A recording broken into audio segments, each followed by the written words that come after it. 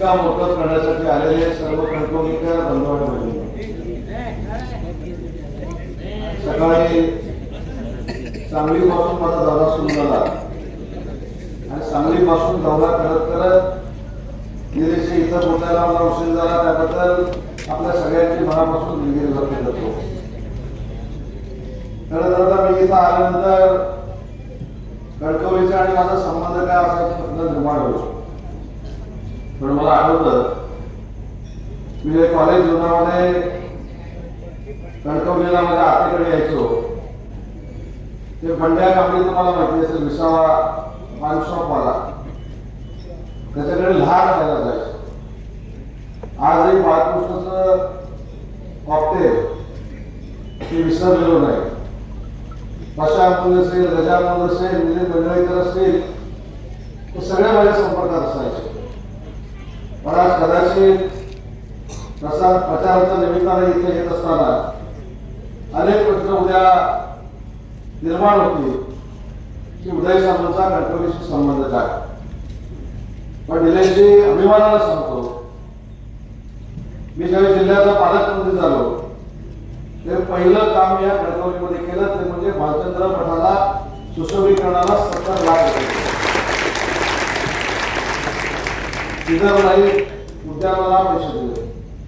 क्रिकेटचं ग्राउंड मुलाला पाहिजे होतं, अजून झालं नाही, पण आता ते ग्राउंड करण्याची जबाबदारी माझी आणि निलेश शाळेची आहे. त्याची चिंता अभिमान तुम्हाला. खरं तर मी कोणावरही टीका टिप्पणी करायला इथं आलो नाही.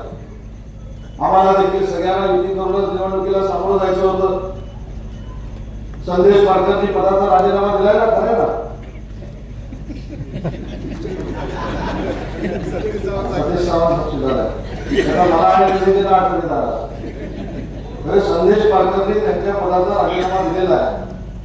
आपल्या आघाडीमध्ये सगळ्या पक्षाचे लोक आहेत आणि कणकवलीकरांनी निर्णय घेतलाय की आज आपल्याला परिवर्तनाची नांदी करायची आहे. मी येतानाच एक साधं उदाहरण सांगतो. शहरामध्ये आपण एंट्री केल्यानंतर नगरपालिकेचा कारभार कसा आहे त्याचं मूर्तिमंत उदाहरण मी आपल्याला सांगतो. एक लाइटिंग मध्ये बोर्ड केलेला आहे, कळलं पुढे काय नाही, बघितलंय का? आपल्याचा पले आहे, हा कुठेतरी निघून गेला. स्वागतातला स्वा पण नाही आहे, गत फक्त राहिलेली आहे. त्याच्यामुळे यांनी नगरपालिकेनं कणकवलीची गत काय करून ठेवली लक्षात घ्या. आपल्याला कणकवलीला विकास द्यायचा आहे आणि कणकवलीची विकास आपल्याला करायचा. कारण कणकवली हा परिसर जो आहे तो माननीय राणे साहेबांचा परिसर आहे आणि राणे साहेबांच्या नेतृत्वाखाली आम्ही सगळे युतीमध्ये काम करत असताना सतीश सावंत आपल्याला देखील माहिती असलं पाहिजे की शेवटपर्यंत आम्ही युती व्हावी यासाठी प्रयत्न करत होतो. राणे साहेबांचं 100% ऐकलं पाहिजे हे आम्हाला एकनाथ शिंदे साहेबांचे देखील आदेश होते. परंतु नियतीच्या मनामध्ये युती होणं न होणं हे कदाचित नव्हतं. त्याच्यामुळे आज शहर विकास आघाडीला तुम्हाला सगळ्यांना सामोरं जावं लागतं. पण विकास आपण करणं गरजेचं आहे, विकासाला न्याय देणं गरजेचं आहे आणि विकासाला न्याय देत असताना मी आवर्जून या ठिकाणी देवेंद्रजी फडणवीस साहेबांचा उल्लेख करेन की देवेंद्रजी फडणवीस साहेब आणि उपमुख्यमंत्री ज्यांच्याकडे नगर विकास खात आहे ते कणकवलीला 1 रुपया कमी पडू देणार नाही हे आश्वासन कारण शेवटी आपल्याला विकासाचा गाडा पुढे नेत असताना कणकवलीकरांना काय अपेक्षित आहे हे आपल्याला करायचं आहे. मी राज्याचा उद्योग मंत्री म्हणून काम करत असताना एकनाथ शिंदे साहेबांनी एक निर्णय घेतला. ते मुख्यमंत्री होते आणि राज्याचे परिवहन मंत्री होते आणि माझ्या विभागाकडनं 600 कोटी रुपये मी परिवहन विभागाला दिले. ते परिवहन विभागाला दिले म्हणूनच कणकवलीचं एसटी स्टँड कॉन्क्रीट होऊ शकलं. कणकवलीच्या एसटी स्टँडला संपूर्ण कॉन्क्रीटीकरण करण्यामध्ये आम्ही यशस्वी झालो. त्याच्यामुळे ज्यावेळी या सगळ्या विकासाच्या सुविधा आपल्याला मिळतील, विकासाच्या सुविधा निर्माण करायच्या असतील तर महाराष्ट्र शासनातले आम्ही सगळे कणकवलीकरांच्या सोबत आहे हाच विश्वास द्यायला या बैठकीच्या निमित्तानं, या मेळाव्याच्या निमित्तानं या ठिकाणी उपस्थित आहे. कणकवलीमध्ये संदेश पारकर पूर्वी एक महोत्सव घ्यायचे, त्या सेलिब्रिटीजना बघायला देखील अशीच गर्दी असायची. पण आज निलेशची तुम्हाला बघायला ही गर्दी आहे, त्याच्यामुळे निलेश आपला निश्चित आहे. मी निलेशबद्दल देखील अगदी प्रामुख्याने सांगतो आणि मनापासून सांगतो, मालवणला देखील होतो. आज या सिंधुदुर्गाचा विकास झाला पाहिजे, सिंधुदुर्गाला विकासासाठी पैसे मिळाले पाहिजेत, मग MIDC मिळाले पाहिजेत, सार्वजनिक बांधकाम विभागाकडून मिळाले पाहिजे, जलसंपदा विभागाकडून मिळाले पाहिजे. हे जर राणे साहेबांनंतर कोण प्रयत्न करत असतील तर ते निलेश राणे करतायत, हे देखील आपल्या सगळ्या आणि म्हणून त्यांच्या नेतृत्वाखाली आम्ही आज निवडणुका लढतोय. आज दीपकभाई केसरकरांच्या इथे देखील मी प्रचाराला जाऊन आलो आणि मी अभिमानानं सांगतो, निलेश राणेंनी घेतलेला पुढाकार, निलेश राणेंच्या नेतृत्वाखाली लढत असलेल्या 4च्या 4 नगरपालिकेमध्ये आम्ही शिवसेना म्हणून धनुष्यबाणाचे नगराध्यक्ष करतोय हे निश्चित झालंय. आणि इथं देखील निलेश राणेंच्याच मनातला नगराध्यक्ष करण्याचा कणकवलीवासियांनी निश्चित केलेला आहे. त्याच्यामुळे कणकवलीवासियांची एक जबाबदारी आहे, आपल्याला विकासाला मतदान करायचं आहे आणि विकास कामं करत असताना ती भविष्यामध्ये पारदर्शक झाली पाहिजे, यासाठी आपल्याला मतदान करायचं आहे. की ज्यांनी स्वागताचा बोर्ड लावलाय तो देखील ज्यांना ठीक ठेवता येत नाही अशा लोकांना तुम्ही भविष्यामध्ये निवडून देणार का, हा प्रश्न आपण सगळ्यांनी स्वतःला विचारला पाहिजे आणि विकासाला मतदान केलं पाहिजे. आजही मला आठवतं, कणकवलीमध्ये आल्यानंतर 3-4 जी चांगली हॉटेल होती, त्याच्यामध्ये प्रगती नावाचं एक हॉटेल होतं, बरोबर आहे, संजय, आणि अलंकार नावाचं देखील एक हॉटेल होतं. आणि अलंकार हॉटेल जे समोरचे नगराध्यक्ष पदाचे उमेदवार आहेत त्यांच्या वडिलांचं होतं, त्यांच्याकडे चिकन चॉप चांगले मिळायचे, बरोबर ना, हे मला जे माहिती होते. त्याच्यामुळं मला असं वाटतं की राजकारणाने खेळीमेळीचं असलं पाहिजे. खेळीमेळीचं राजकारण करत असताना विकास कामं कोण करणार आहे आणि विकास कामाला न्याय कोण देणार आहे हे जर आपण आता ठरवायचं असेल तर या जिल्ह्यामध्ये एकमेव नाव राणे साहेबांनंतर जे येतं ते म्हणजे आमदार निलेश राणेंचं येतं.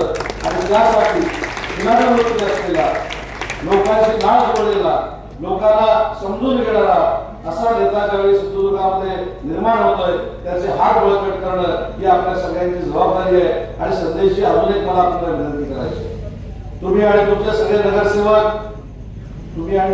नगरसेवक असं म्हटलं, उमेदवार म्हटलं नाही, त्याच्यामुळे तुम्ही निवडून आला, याच्यावर मी शिक्कामोर्तब केलं, नगरसेवक देखील निवडून आले, त्याच्यावर मी शिक्कामोर्तब केलंय. तुम्ही घड्याळाकडे अजिबात लक्ष देऊ नका. तुमचा एक मित्र घड्याळाचा तिकडे आहे पण मला माहिती, त्याच्यामुळे घड्याळावर माझं परफेक्ट लक्ष आहे आणि बरोबर 10 वाजता बंद करणार आहे. तुम्ही अजिबात चिंता करू नका आणि माझ्या भागताना पुढच्या 4 दिवसात तुम्ही अडचणीत येणार नाही हे देखील मी दक्षता घेणार आहे. पण या सगळ्यामध्ये मला कणकवलीकरांना एक विनंती करायची आहे, आपण स्वाभिमानी आहोत आणि हा स्वाभिमान आपल्याला माननीय राणे साहेबांनी शिकवलेला आहे. राणे साहेबांना अभिप्रेत राजकारण करायचं असेल, राणे साहेबांना अभिप्रेत विकास करायचा असेल तर ही कणकवलीची नगरपालिका विकास करणाऱ्या लोकांच्या हातामध्ये आपण दिली पाहिजे. आणि म्हणून मी काही नावांचा जो उल्लेख केला मगाशी, त्यातले काही हयात असतील, त्यातले काही हयात असणार देखील नाही, पण शेवटी आपण ज्यांच्या बरोबर काम केलंय, आपण ज्यांच्या सानिध्यात वावरलोय त्यांची आठवण ही कायमस्वरूपी आपण ठेवली पाहिजे. हा राजकारणात देखील चांगला फायदा पाडला गेला पाहिजे. आणि म्हणूनच कदाचित माझ्याकडनं गजानंदांचं नाव घेतलं असेल, पशा बिर्जेचं नाव घेतलं असेल, बापू बिर्जेचं नाव घ्यायचं राहिलं असेल, ही सगळी लोक मला कणकवलीमध्ये आणणारी होती. आणि अजून एक मला नाव आठवतंय, जे एसटीतनं पुढच्या केबिनमध्ये बाळा गावडेकी असं एक चालक होते, बाळा वाळके नावाचे एक चालक होते. ते क्लिनर सारखी माझी सीट रिझर्व ठेवायची, का तर मी गर्दीत बसायचो नाही, एवढी कणकवलीवाली माझी काळजी घेतलेली आहे.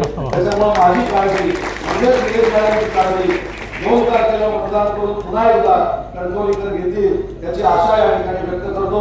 आपण मोठ्या संख्येनं जमला त्याबद्दल मनापासून धन्यवाद देतो. आणि यायला थोडा उशीर अजून का झाला ते देखील निलेशजी आपल्याला सांगतो आणि माझं बरोबर संबोधतो. कणकवलीत 8 जिल्ह्यापासून संपर्क प्रमुख राजेश मोरे माझ्या बरोबर होते. एक मोठी लक्झरी मला वाटत देत नव्हती, एवढी स्लो चालत होती. कदाचित त्या लक्झरीच्या ड्रायव्हरला माहित होतं की मागच्या गाडीमध्ये उदय सामंत बसलेला आहे आणि तो इथपर्यंत पोहोचू नये अशी कदाचित त्या लक्झरीवाल्याची भावना असावी. खरं खोटं त्या ड्रायव्हरला माहिती. म्हणून माझी 5-7 मिनिटं अजून मला याला उशीर झाला. पुन्हा एकदा आपल्या सगळ्यांचं मनपूर्वक स्वागत करतो आणि आपण सगळ्यांनी शहर विकास आघाडीला म्हणजेच विकासाला मतदान करावं हे आव्हान करतो आणि थांबतो. जय हिंद, जय महाराष्ट्र.